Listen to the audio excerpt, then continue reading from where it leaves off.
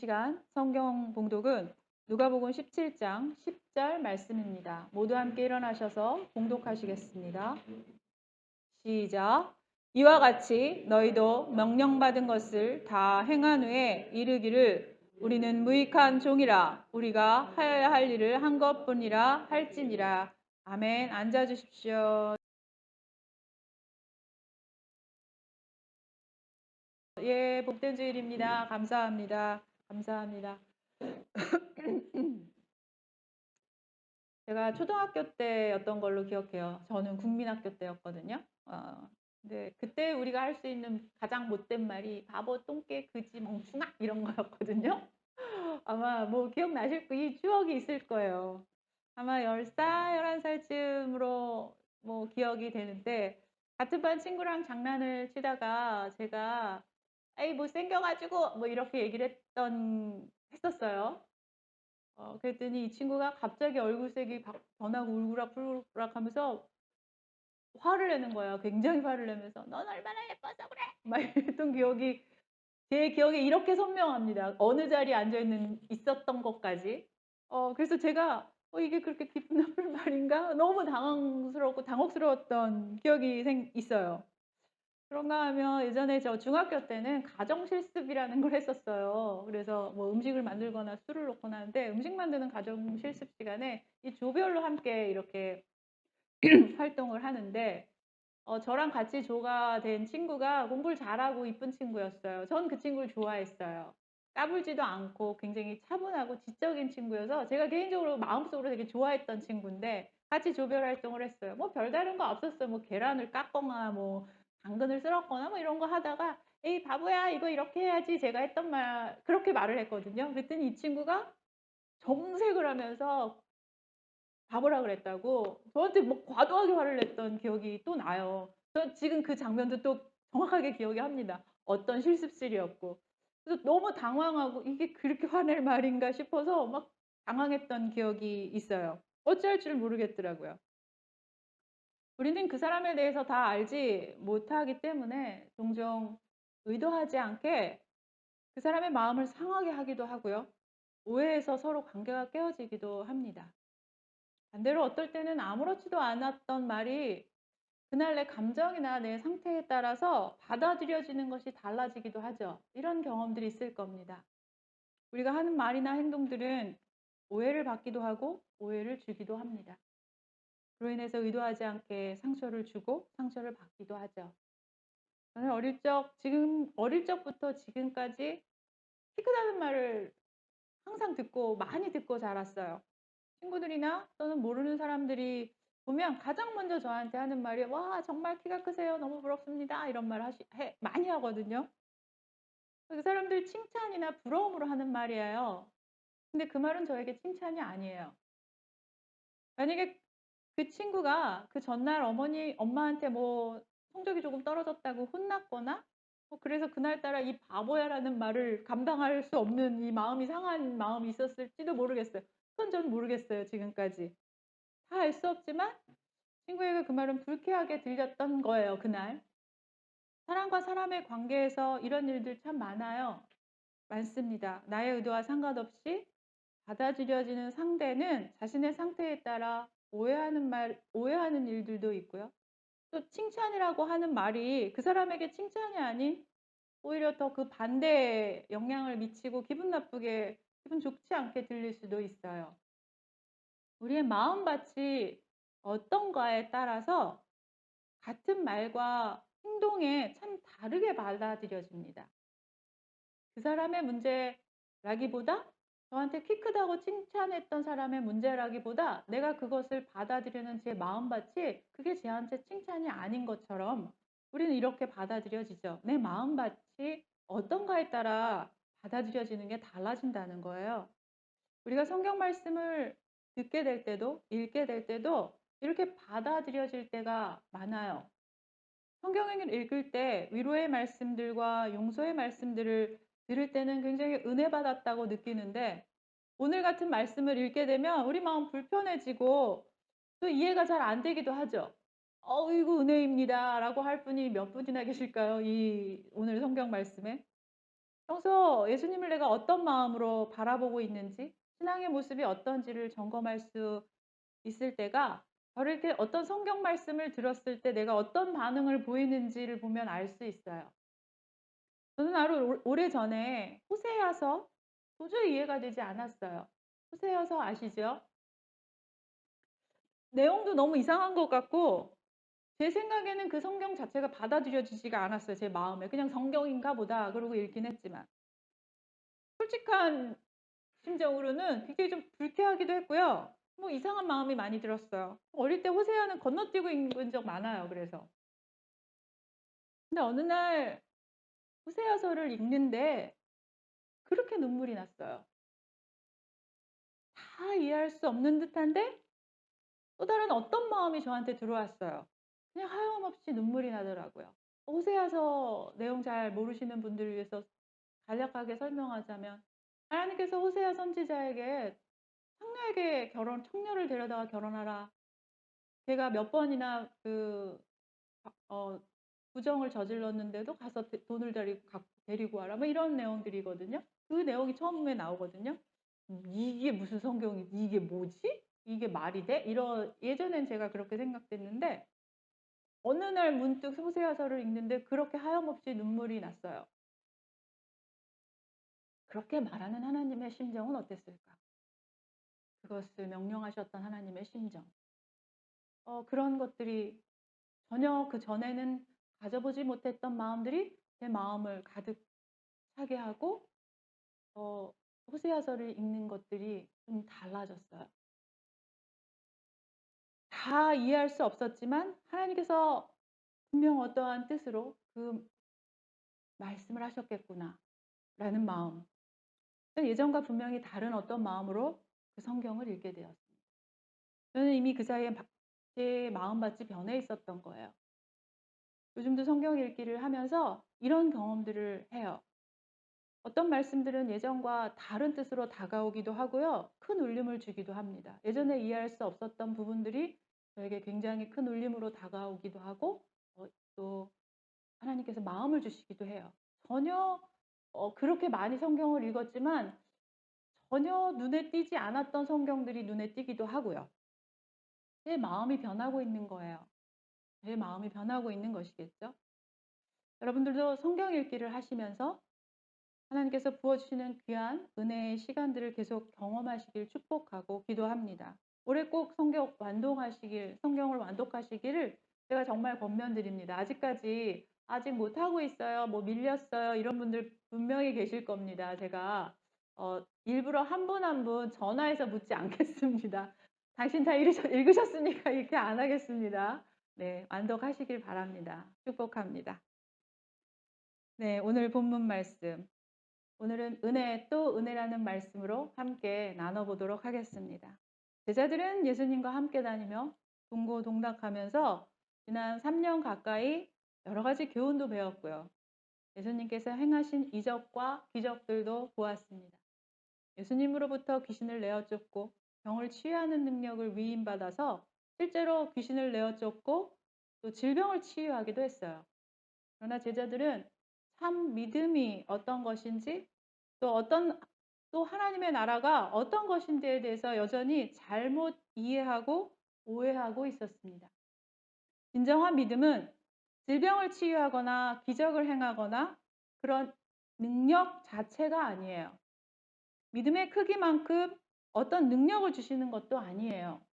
물론 진정한 믿음의 사람에게 은사를 부어주셔서 어떤 일들을 하게 하시고 또 능력을 부어주시기도 하지만, 이런 것들은 부수적인 것들일 뿐이에요. 간혹 아무리 많은 은사를 받았고 뭐 기적을 일으킨다고 해도 우리 눈에 참 이상해 보이는 그런 분들 만나게 되기도 해요. 진짜 주님을 믿는 사람일까? 하는 마음이 들 정도로 굉장히 교만하거나 강팍하신 마음을 가진 분들, 저는 좀 가끔 만나거든요. 그런 분들이 아무리 많은 능력과 응력을 행사하고 뭐 은사를 많이 받았다고 해도 진짜 예수님의 제자로 보여지지 않아요, 제 눈에는. 목사님이나 신학자들 가운데도 이런 분들이 있습니다. 굉장히 많은 지식을 가졌고요. 성경에 대해서 정말 해박해요. 어떻게 저런 훌륭한 지식을 많이 갖고 있지?" 굉장히 뛰어나세요. 근데 그분의 말과 행동은 그렇게 많은 알고 있는 성경에 비해 너무 작으신 것 같아요. 뭐 굉장히 마음이 교만하거나 강팍하신 분들, 성경을 많이 안다고 해서, 신학 지식이 많다고 해서 신앙이 좋은 것도 아닌 것 같아요, 제 눈에는. 성경에는 아무리 많은 능력을 행한다고 해도 사랑이 없이 한 일들에 대해서는 울리는 징과 같다, 이런 성경 구절도 있잖아요. 그러니까 능력과 믿음이 비례하는 것도 아니에요. 믿음의 가장 중요한 것은 용서하는 마음과 겸손의 믿음이며, 우리 주 하나님을 경외함으로 구속하신 예수 그리스도를 신뢰하는 그 믿음입니다. 3대 믿음에 대해서 예수님께서는 제자들에게 가르치신 것이 이것이었어요. 누가복음 17장 1절에서 4절까지 길지만 함께 읽겠습니다. 시작.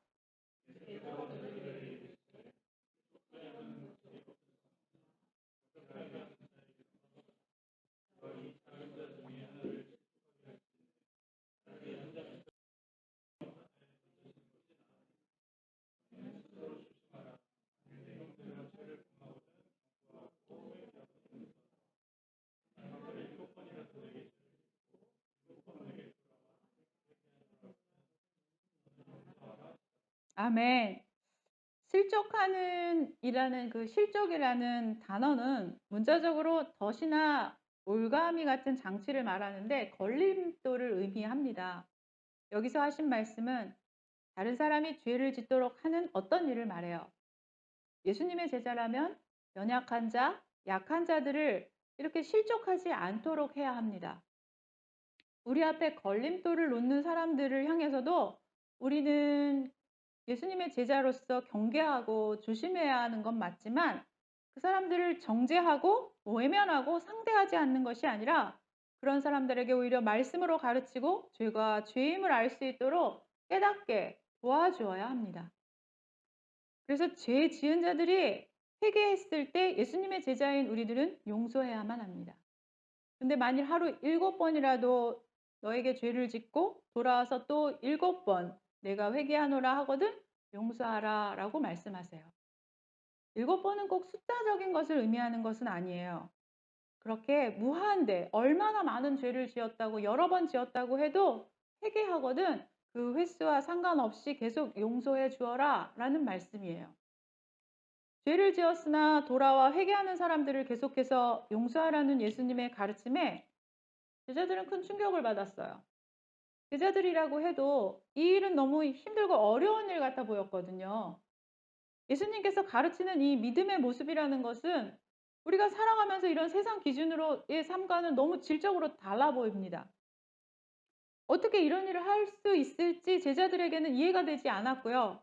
도저히 지킬 수 없어 보였기 때문이에요. 연약한 자들을 실족하게 하는 것보다 큰 돌을 목에 묶어서 바다에 빠지는 것이 낫겠다라는 가르침이나, 형제가 죄를 지었을 때 회개하면 그것이 하루에 몇 번이든지 계속 용서해 줘야 한다는 가르침은 제자들이 보기에 도저히 할 수 없어 보였습니다. 그래서 제자들은 그렇다면 우리에게 믿음을 더하여 주십시오 라고 예수님께 청합니다. 사도들이 주께 여짜오되 우리에게 믿음을 더하여 주소서 하니, 제자들에게는 아무리 해도 너무나 어려운 일 같아 보였기 때문에 더 큰 믿음을 주시길 주님 앞에 요청드립니다. 우리 눈에는 이게 뭐 별 이상해 보이지 않죠. 그럴 수 있겠다. 저 같아도 이랬지 않았을까? 했을 것 같아요. 그러나 제자들은 믿음에 대해서 잘못 이해하고 있었습니다. 제자들은 더 큰 믿음을 주세요. 우리의 작은 믿음에 믿음을 더해 주십시오. 라고 말씀드렸는데 예수님께서는 어떤 말씀을 하는지 제자들은 여전히 잘 몰랐어요. 누가복음 17장 6절 함께 읽겠습니다. 시작. 주께서 이르시되 너희에게 겨자씨 한 알만한 믿음이 있었더라면 이 뽕나무더러 뿌리가 뽑혀 바다에 심기어라 하였을 것이요 그것이 너희에게 순종하였으리라. 아멘. 굉장히 유명한 구절이죠. 겨자씨만한 믿음, 뭐 저희들에게 믿음을 주십시오. 이게 많이 인용한 저희들 그 성경 구절이죠. 더 큰 믿음을 주십시오라고 구하는 제자들에게 예수님은 겨자씨만한 믿음의 비유 이야기를 해주세요. 예수님은 만약 너희들에게 겨자씨만한 믿음만 있다면 뽕나무를 산에서 뽑아 바다에 심을 수 있다고 비유로 말씀하세요. 겨자씨만한 믿음의 이야기는 우리가 평소 즐겨 하던 성경 구절인데 이 말씀이 예수님께서는 큰 믿음을 달라는 제자들의 요청에 하신 말씀이었어요. 우리는 그동안 이 믿음이 작아서 예수님께 순종을 할 수 없다고 생각했어요. 그 일을 전 할 수 없습니다. 내 믿음의 크기가 작아서 내 그릇이 작아서 그런 말로 우리 변명 많이 하거든요. 그래서 더 큰 믿음을 부어주십시오. 그렇지 않으면 아무것도 할 수 없습니다. 이런 기도들을 드립니다. 그런데 더 큰 믿음을 달라는 제자들에게 예수님은 오히려 겨자씨 같은 믿음이 있다면 불가능한 일도 할 수 있다라고 말씀하세요. 이게 무슨 뜻일까요? 큰 믿음을 달라는 제자들에게 겨자씨 같은 작은 믿음을 말하고 계시네요. 예수님은 믿음의 크기가 아닌 어떤 믿음인지에 대한 말씀을 하고 계시는 거예요.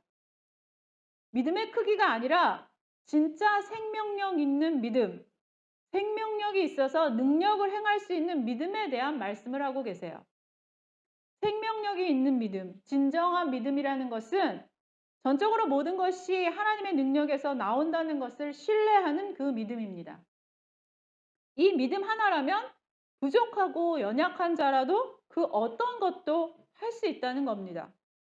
우리가 그 일을 순종하지 못하는 것은 믿음이 작아서가 아니라 어떤 믿음을 가지고 있느냐였다는 것이에요. 겨자씨 같은 작은 믿음일지라도 모든 능력, 모든 주권이 하나님께로부터 나온다는 그 믿음, 그 무한한 신뢰의 마음, 그 믿음 하나면 족하다는 거예요. 그 믿음에 크고 작음이 없어요. 순전한 믿음 하나입니다. 어떤 믿음을 구하였나요? 제자들은 믿음을 더하여 달라고 했어요. 잘못된 믿음이 더하여진들 그것이 진정한 믿음이 아닐 수도 있습니다. 우스운 이야기로 하나님께서 믿기만 하면 들어주신다고 믿으면서 매일같이 로또 당첨되길 기대하는 어쩌면 잘못된 믿음일 수 있죠. 내 믿음이 약해서 로또에 당첨이 안 되나 보다. 매일 믿음을 더해달라고 기도한다고 한번 생각해 보세요. 약간 이런 예가 생각났어요. 그러니 예수님께서 오늘 하신 말씀인 진정한 믿음을 구해야 합니다. 진짜 믿음. 하나님께서 이 세상의 주인이시고 모든 능력은 그분께 나오고 죽을 수밖에 없었던 나를 구하신 하나님의 사랑. 그분을 신뢰하는 믿음. 그것이 진짜 믿음으로 작은 겨자씨 같아 보일지라도 그 믿음이 진짜 믿음이요. 그것으로 불가능해 보이는 일조차 행하는 능력이 된다고 말씀하세요. 겨자씨처럼 작은 이 믿음이 없어서 늘 내 인생의 주인 되시는 그분을 바라볼 수 없었다면 우리가 구할 것은 진정한 믿음이라는 겁니다. 생명력이 있어서 능력을 행하는 참된 믿음에 대해서 예수님은 제자들에게 가르쳐 주시며 바로 종에 대한 비유 이야기를 하셨습니다. 예수님께서도 말씀하셨듯이 다른 사람을 실족하게 하는 일이 세상에 있을 수밖에 없어요. 없을 수는 없겠지만 누구든지 쉽게 이 죄를 지을 수도 있겠지만 비록 예수님의 제자리라고 해도 이 죄를 짓지 않는다는 것은 쉬운 일은 아니에요. 거기에 죄를 지은 자들의 회개를 했다고 해서 계속해서 용서의 마음을 가진다는 것도 너무 어려운 일이에요. 그래서 제자들은 너무나 어려운 일들을 할 수 없어 보이니까 더 큰 믿음이 있어야겠다고 생각했어요. 그러나 믿음의 많고 적음이 아니라 내가 어떤 믿음을 가지고 있는지가 중요하다고 예수님은 말씀하고 계시는 거예요.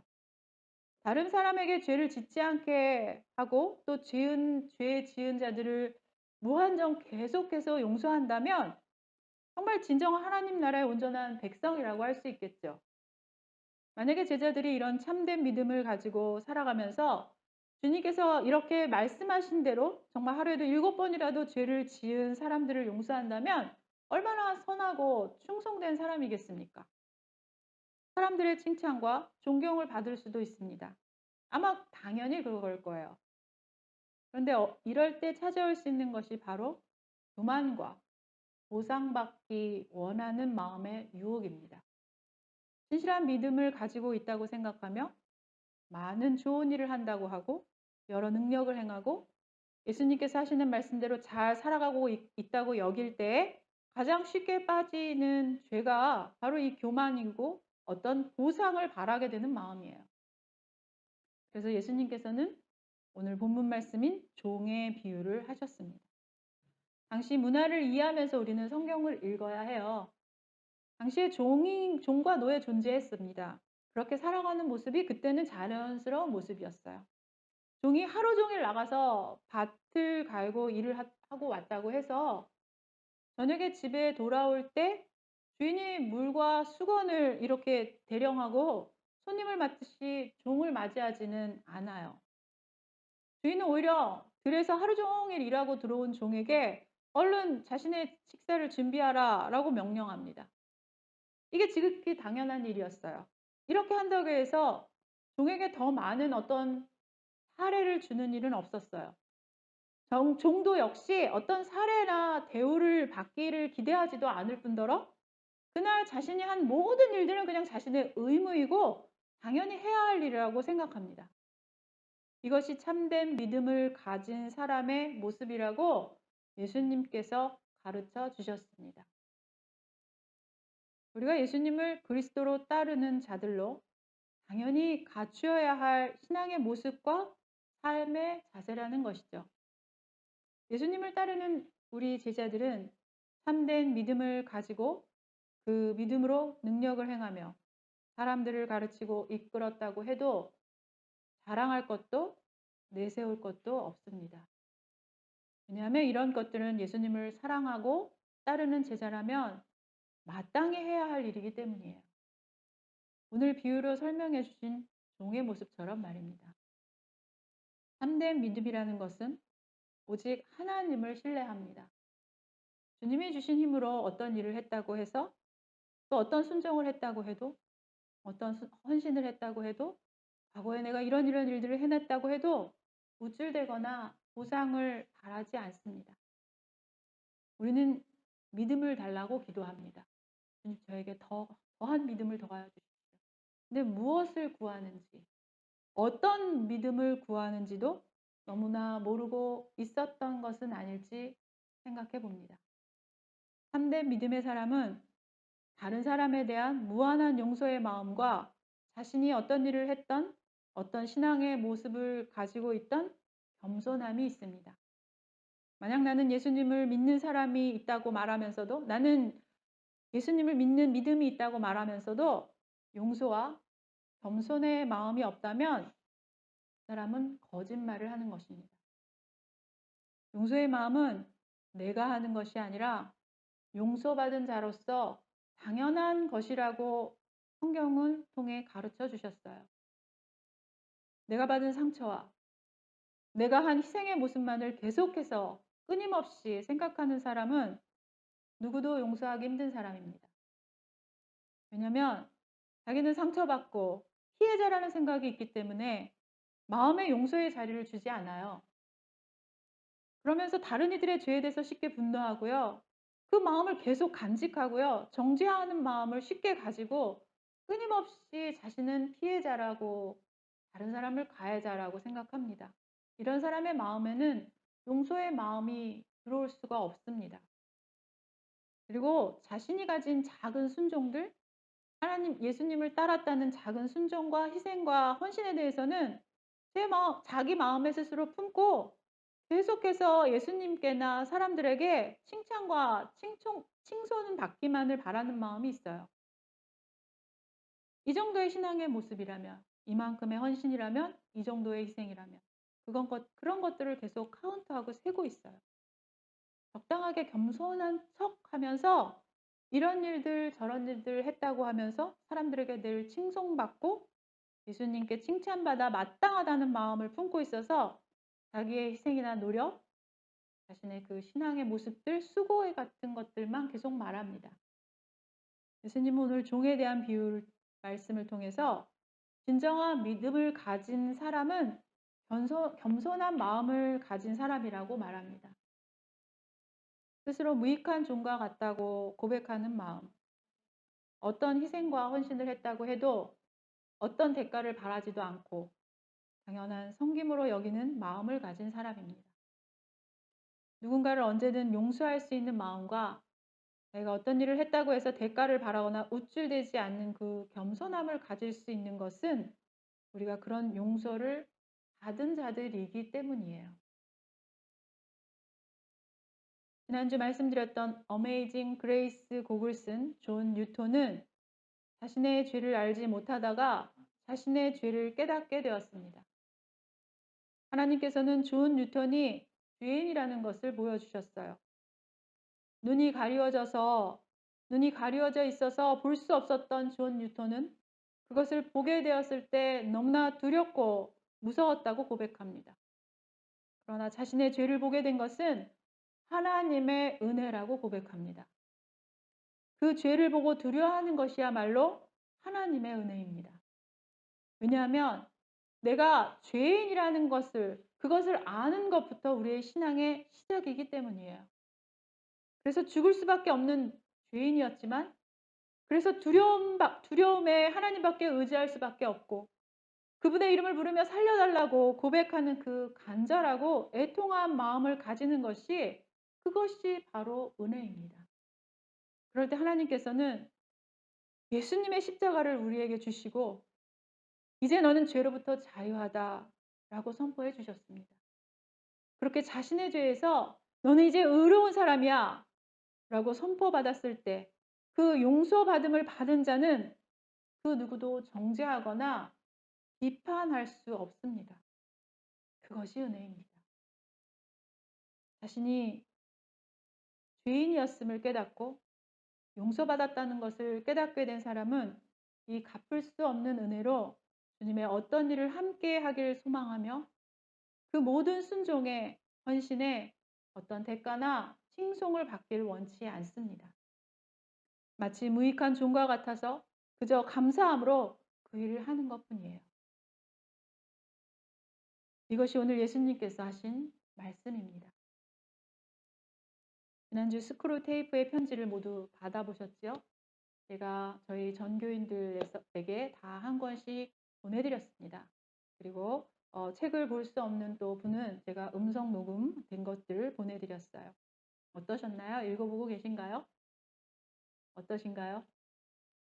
좀 쉬운 내용은 아니네라는 말도 저는 들었고요. 제가 읽어도 굉장히 나니아 연대기처럼 이렇게 쉽게 읽어지는 책이 아닌 듯도 해요. 약간 좀 어렵기도 해요. 근데 저는 지금 읽고 있는데 이 줄칠 곳이 너무 많아가지고 나중에 포기했어요. 이게 다 줄을 쳐가지고 저 나중에 포기했어요. 너무 줄칠 곳이 많더라고요. 이게 다 나에 해당되는 얘기네. 다 그 책 한 권이 다 저한테 해당되는 이야기더라고요. 그거랑 반대되기만 하면 저는 이제 하나님의 사람이 될 텐데라는 마음을 개인적으로 가졌었습니다. 고차막마 스크루테이프는 자신의 그 신참 조카에게 편지를 쓰는 그 이야기였죠. 한번 함께 읽어볼까요? 그 작자가 원하는 것은 처음엔 종으로 불렀다가 결국 아들로 삼는 것이다. 우리는 빨아들이고 싶어 하지만 그는 내뿜고 싶어 하지. 우리는 비어있어 채워져야 하지만 그는 충만해서 넘쳐 흐른다. 성경 같아서 제가 막 아멘 소리가 날 것 같아요. 이 고참 악마 스크루테이프는 하나님이 진짜 원하시는 일은 처음에 종으로 불렀다가 결국 아들로 삼는 것이라고 말합니다. 악마는 알고 있어요. 사탄은 알고 있습니다. 이 진리에 대해서. 우리는 왜 우리를 종처럼 취급하냐고 불평과 불만이 가득한 마음으로 하나님을 바라보고 있는 것일까요? 사탄도 알고 있는 이 진리에 대해서. 우리는 왜 눈이 떠지지 않을까요? 오늘 읽었던 본문 말씀.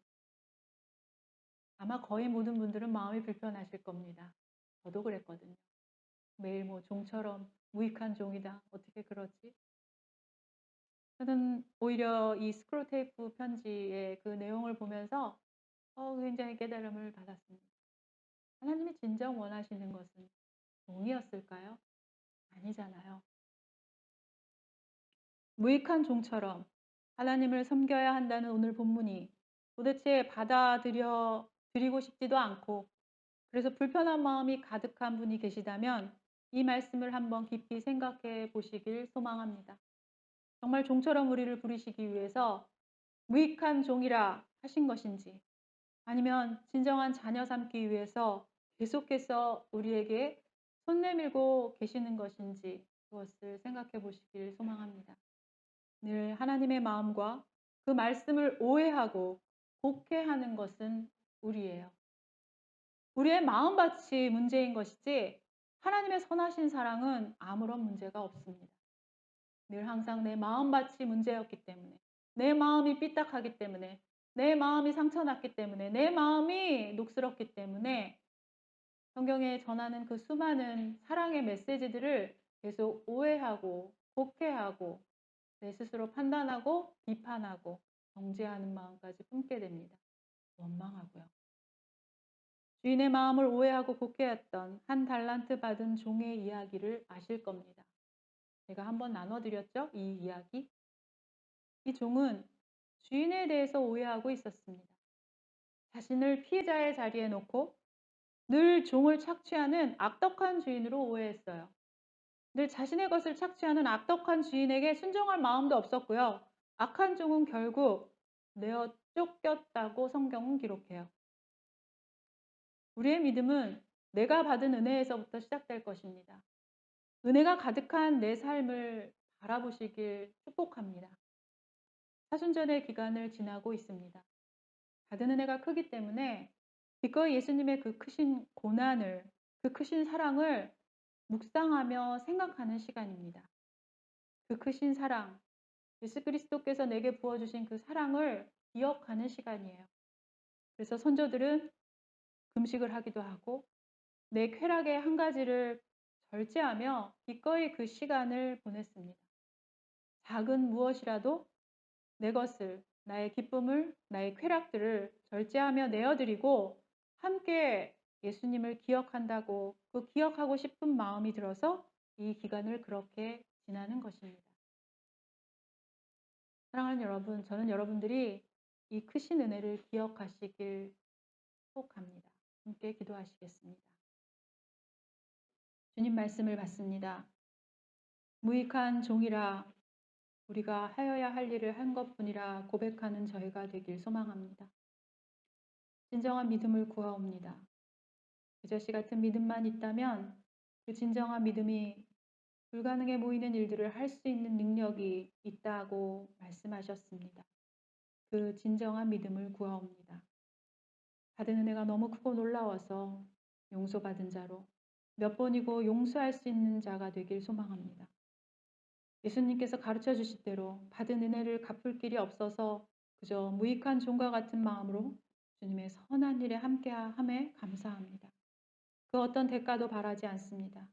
오직 하나님께서 행하시는 모든 일은 주님 홀로 영광 받으시길 원합니다.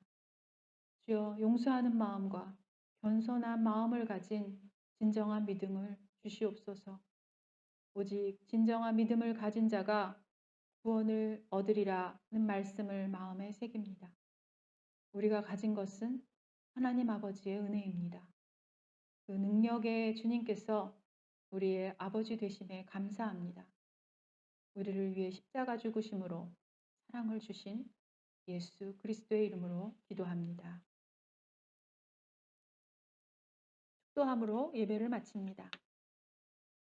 우리 구주 예수 그리스도의 은혜와 하나님의 사랑과 성령의 교통하심이 성도들의 머리 위에 이제로부터 영원토록 함께할지어다.